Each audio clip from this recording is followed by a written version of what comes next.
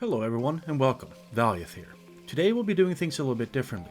Instead of me going over the specific enemies and their abilities, I'll be focused more on what's going through my head and discuss why I made the decisions I did. This is mostly a pug, other than my guildmate Dunbeard. The first thing I do is put a glimmer on the tank to get him that 10% DR it provides, and he immediately bolts into the next hallway, which is a pull I haven't seen before. When he comes back, I make sure to put Blessing a sack on him, as I know he's probably not gotten all of his active mitigation up and running yet. Generally in pugs, I play defensively, as I don't know the players or their capabilities, and even more so with a route that I'm unfamiliar with. Because of this, I'm staying back and healing more than doing damage. Once I see the damage has stabilized, I feel more confident moving in and focusing on damage instead. If you pay attention here, you saw me doing that Divine Toll and Daybreak combo. This is a really good example of the group taking a lot of damage, where it could push out Divine Toll healing as well as Glimmer replacement, and then remove all the Glimmers with Daybreak and get a lot of healing pushed out quickly. You have an option here at the end of that. You either use those extra Holy Shocks to do damage, or you use them to heal your group. Now that I have your attention, only about 8% of you are subscribed to the channel. And if you like this type of content, please make sure you hit that subscribe button. My goal is to try to hit 1,000 subscribers before the end of January. The tank now moves into the next area to pull the next pack, and you'll see I'll stay back to play a little bit more defensively as I'm not sure where he's going to bring the group. This can cause a bit of LOS issues, so pay attention to where people are. You want to be super fast to remove the poison that gets put on the target. This thing will really hurt if you leave it on for too long. You'll notice that I use Divine Toll from a defensive standpoint here for healing and Glimmer replacements. There's a lot of stuff that can go wrong with this pull, especially on Sanguine Week and people standing in frontals and the taking poison damage. Making sure they can quickly adapt on the fly is very important in these hallways, especially on fortified weeks, when these enemies start pumping real damage. You'll also notice here that I'm using Hammer of Justice to help stun one of these targets.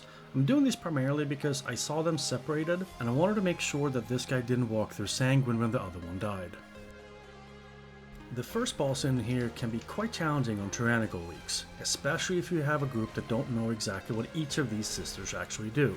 Solena reduces your healing done by 50%, which is not really that big of a deal because there's not that much damage that goes out during that phase. Be wary though, that doesn't mean that there's no damage going out, and you're still going to want to make sure that your party is mostly fully topped off before it switches over to Malady. Once Malady is engaged, you want to make sure you continuously jump throughout the entire time she is active. This will reduce your stacks, because if these stacks go past 2, it will really start hurting. Throughout the entire time the Malady is active, I'm spot healing everyone with Holy Shocks and Flash of Lights when I can. I'm especially paying attention to people that have more than 2 stacks, if it ever gets to that point. Once the unstable runic mark goes out, that's when the damage really starts ramping up. The Briar Sister really has one thing that's dangerous for us as healers, and that is the Jagged Nettles ability. The targeted player needs to be healed past 90% in order to remove the debuff. In the beginning here, you'll see the Hunter gets it, and I'm plowing in as much healing as I can into him by Holy Shocks and Flash of Lights. I also made sure to put Blessing a sack on him, as Hunters are generally pretty squishy on higher key levels. They'll go through each sister twice throughout the fight. This fight is a lot about spot healing, and we'll see that a lot of times I just continue to pump out Holy Shocks on people that need it, and Flash of Lights. Divine Toll I'm using defensively as well as Daybreak, but I'm also using Holy Prism as a heal whenever it's available. Blessing a Sacrifice or any other damage reduction you have available should be saved for the Briar Sister's Jagged Nettles, especially if the player is of a squishier nature. If you feel like you have the ability to, plow in as much damage as you can as well. You'll see here that I'm doing okay damage throughout the fight, but I'm very much more focused on healing my party. Regardless of what anyone says, healer damage is not really that important, not until you're at least in the late 20s or early 30s of the key levels. This next pack really doesn't do a whole lot of damage to the party, so I'm spending every single GCD I can on doing damage. I pop Divine Toll on the enemies and immediately thereafter use Daybreak. All those extra Holy Shocks with the Reverberation 2-piece set bonus is really doing some work here.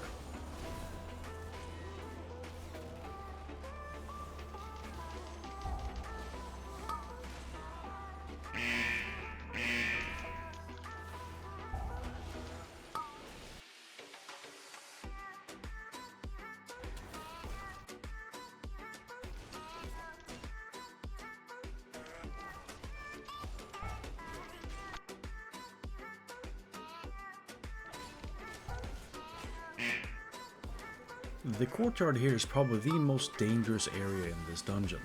There are a lot of enemies here that needs to have their casts interrupted. If not, they're going to push out a lot of damage on your group. Not to mention these infected thorns. Again, something that we have to dispel as soon as possible, or it's going to start taking a lot of damage. These dogs can be pretty dangerous as well, as you put a nasty bleed on people. You'll see here, I'm able to focus a lot on DPS though. My group is doing a really good job staying out of stuff, using their defensive, and I only have to spot heal here and there. But I'm using a lot of my GCDs on pushing out damage instead.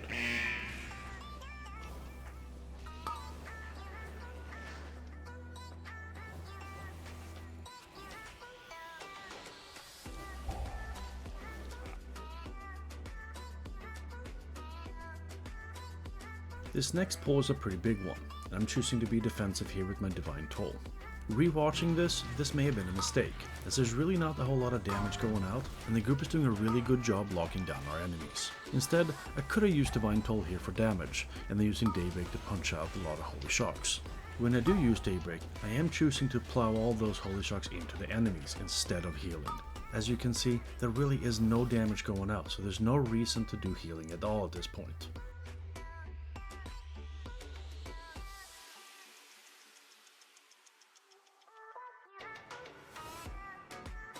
This next pull though, I am focusing a lot more on healing. There's a lot of these bleeds out there, which do tick for a lot of damage. Not to mention, the poison is still going out. And if someone has the bleed and the poison at the same time, you better pay extra attention to them. The damage does get so intense that I'm choosing to use Aura Mastery here. Unfortunately, my Divine Toll and Daybreak are out of sync, which would have helped me tremendously here to make sure that I pump out healing. Again, my group is very skilled and they're all using their defensives to help me out here. What I am relying heavily on here though is my Holy Shocks. Not to mention Flash of Light is doing a tremendous amount of work for me here, as so is Holy Prism. I'm using every single thing I have in my kit here to make sure I push through this damage. This is not a standard pull, at least not the ones that I run. All of the groups that I've ever run, they avoid the 3 enemies by the fountain.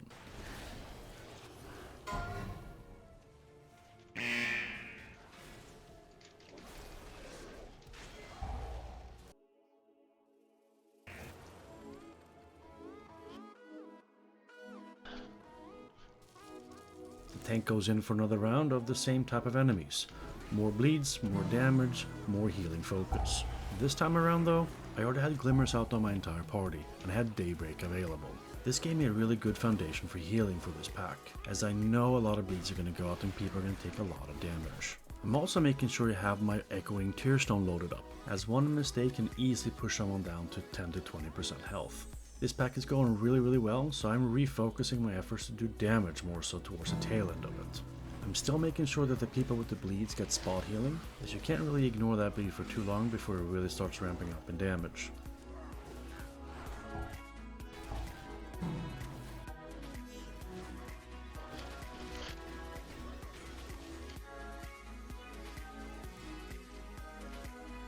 The tank comes back yet again with another really dangerous pack, and I'm making sure that I put a glimmer on him as he comes back. This is to ensure that he gets the damage reduction it provides. As soon as he comes out, I make sure to put Blessing of Sack on him as well, because I know he has not gotten his active mitigation up and running yet. As soon as all the enemies are grouped up, I make sure to use Blinding Light to interrupt some of their casts. We are doing a really good job locking down these enemies. This is really a non-event for us. As such, I keep plowing in as much damage as I can. I am being careful here though with my CDs. We're pulling all these enemies into the Courtyard to make sure that we have Lust available for the next boss. And I myself want to make sure that I have all of my cooldowns available for the inevitable damage onslaught that one provides.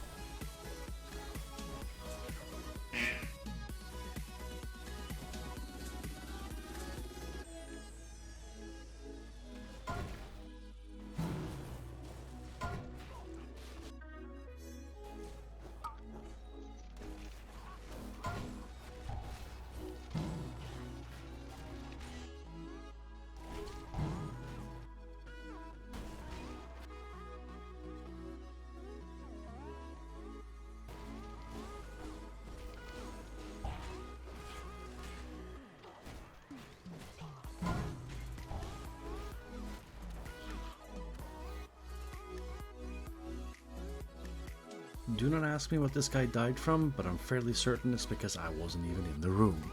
I was under the impression that we were going to go to the boss considering we had Lust available, but For some reason the tank wanted to go in here and clear out these maggots and this lady first. The etch dot that people get targeted with really hurts, and I'm making sure that whoever has it gets my full attention. I'm making sure I'm pushing out my holy shocks and flashing lights on them as soon as I possibly can, and I'm also using empowered Word of Glories.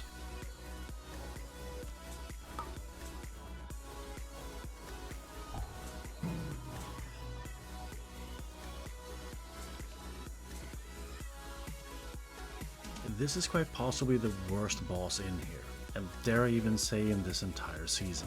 It's a really tough one to do with just pugs when you don't have a whole lot of communication. Luckily, before this run started, we made sure that we assigned a Blessing of Protection rotation, since we had 3 Paladins in the group. This is a tyrannical week, and Soul Thorns really hurt. Because of our bot rotation, the most dangerous aspect of the entire fight was completely nullified. And if you missed it, Soul Thorns actually got a recent 35% nerf, which is very welcomed by the healing community. Due to our group comp, it is allowing me to do a lot more damage on this boss than I normally do. The majority of the time I'm spending on doing damage to the boss, which is not standard for me on this guy, because Soul Thorns is usually something I have to heal through like a crazy madman.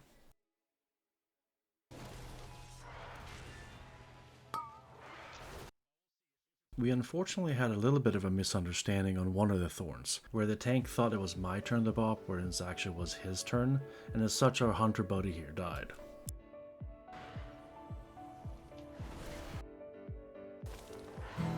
Because we were able to deal with the Thorn so effectively, the tank built up a lot of these stacks. I knew we were only going to have one large damage event, so I made sure to have Aura Mastery and all of my other CDs available. Everyone in the group is using their personal defensives, and I'm making sure to send every single one of my CDs, including loading up my Echoing Tearstone just in case.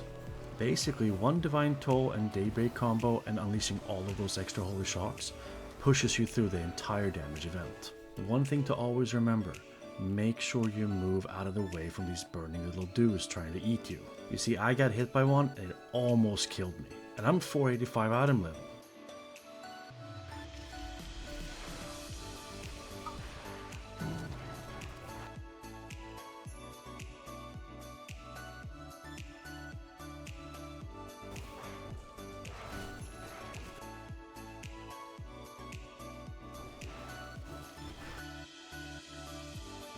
And now for the third boss in here. I make sure the tank is the only one that has a glimmer on him, to make sure he receives the maximum damage reduction glimmer provides. As you'll see, if you don't pay attention to where you're standing on this fight, Wrath and Expulsion will damn near almost kill you. One thing of note, the green pools are actually bigger than what they appear to be. If you look where I'm standing and where the green pool appears, I'm actually about a centimeter or two outside of it, but I still get hit for the damage. Because I got hit by it, I immediately go into healing defensive mode. I pop my Divine Toll almost reactionary, but I neglected to use Daybreak to sync them both up. So for the rest of the fight, I'm going to be out of sync of both of them. Throughout the fight, I'm making sure that I keep attention to the people hit by Rot and Expulsion, and do damage to the boss and these servants. If you can stun or otherwise slow down these servants, please do, and plow in as much damage as you can into them. I don't know if you saw that, but that Demon Hunter went down real fast, and I immediately hit Lay on Hands on him to heal him back up to full health.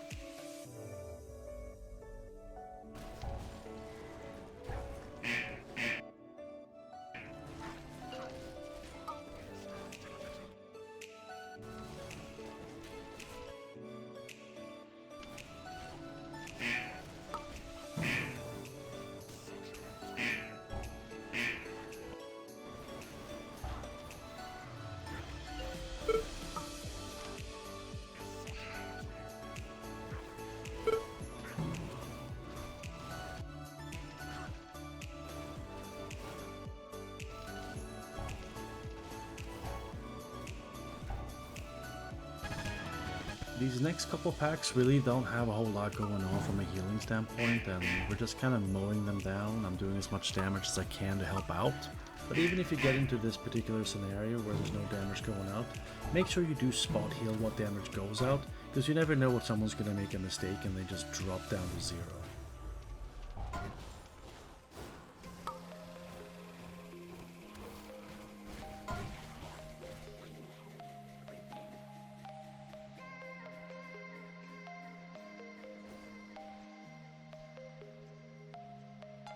The tank here is making a conservative decision by only pulling one of these packs. I don't necessarily think it's a bad idea. We got so much time on the clock, there's no reason for us to go and take extra risks at this point. Because of this decision, I'm focusing a lot more on damage here than healing. Make sure you help with kicks, use blinding light if needed, if you have it off CD, to help with any of the interrupts.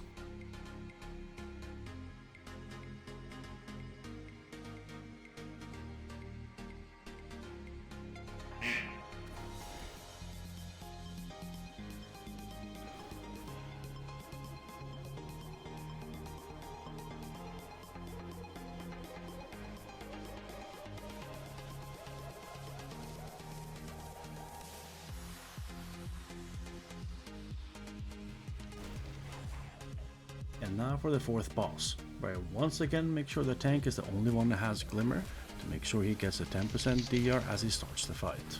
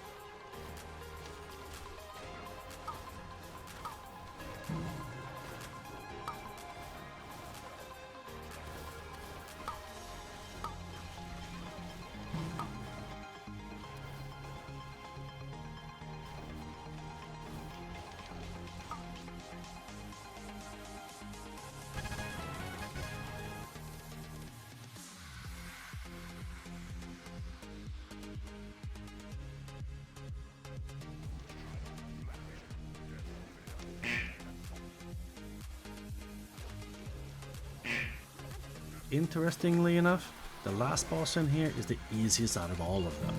So long as the group makes sure to DPS down the ad, as well as use the little burning lantern to remove their corpse, it is really easy. Us as healers really only have to pay attention to the Dread Essence cast, which is a large AoE he does when he reaches full energy. But even with that cast, as you'll see, pop a Divine Toll and everyone should be back pretty quickly, and if it gets really bad, hit the Daybreak right after to heal everyone up quickly again. What I'm choosing to do here is using Divine Toll for the first one and keeping Daybreak for the second one. That way I make sure I have an AoE CD available for each and every one of them. Outside of that though, there really isn't very much else for us to do than to do damage. So that's what I'm going to spend most of my time on during this fight.